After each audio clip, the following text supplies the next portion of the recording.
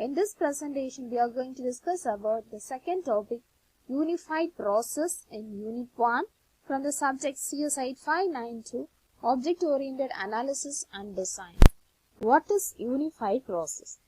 Unified process is an iterative and incremental process. Next we see what is iterative and evolutionary development. Iterative in the sense, in each iteration we are performing requirement analysis, design, implementation and testing. At last in each iteration we are getting some outcome. This outcome is given to the user to get the feedback. And this feedback is given to the next iteration, and in the second iteration again we are performing the analysis, design, implementation and testing.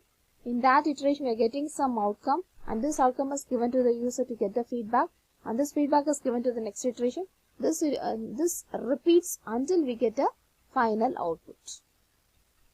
This is the advantages of unified process. The first advantage is we are getting the feedback rapidly from users and developers. Second one is it adapts to the changes in the next iteration. The third one is visible progress. The last one is start with high risk. Unified process focus on risk driven and client driven iterative planning. And the goals of the early iterations are, first one is identify and drive through the highest risk. Second one is build the features that the client needs. And the third one is we are focusing on building, testing and stabilizing the architecture.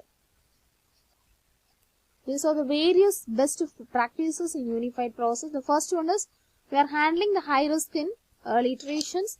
Second thing, we are continuously getting the feedback from the users and evaluator. Third thing is we are continuously verifying the quality and test early. The fourth one is develop the software iteratively. Next one is managing the requirements. Next one is we are using the component based architecture. The last one is we are controlling the changes to the.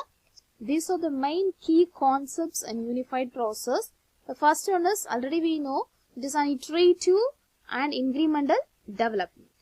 Second thing, it is architecture centric. And third thing is mainly is focused on risk. And last one is it is use case driven. Now we see the different phases in unified process. The first phase is inception. Inception is a feasibility phase. That is the idea for this project is stated. That is, it means first we are gathering the requirement for the problem. Second one is elaboration. Elaborations in the sense after the requirements are gathered, we are further proceeding with how much resources are required and how much cost needed for the development. Next, third one is construction. In this construction phase, we are designing the software and tester. Fourth one is transition phase.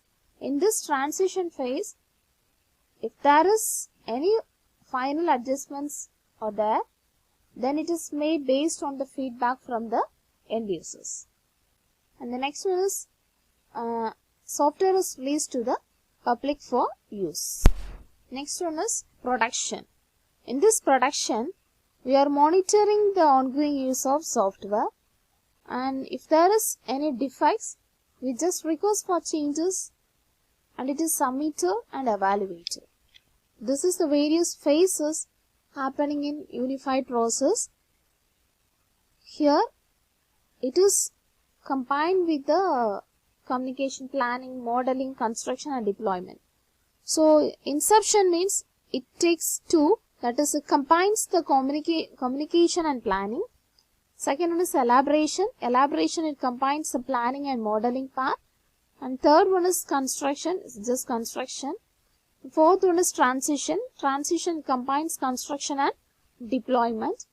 And fifth one is production. In this production part, we are releasing the product to the public for use. This is the unified process disciplines. Here there are totally 9 disciplines. It is categorized into 2, that is engineering discipline and supporting discipline.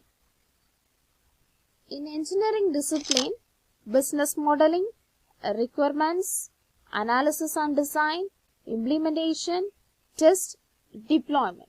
These are all come under engineering discipline. And configuration and change management, project management, environment. This are come under the supporting discipline. Thank you for watching this presentation.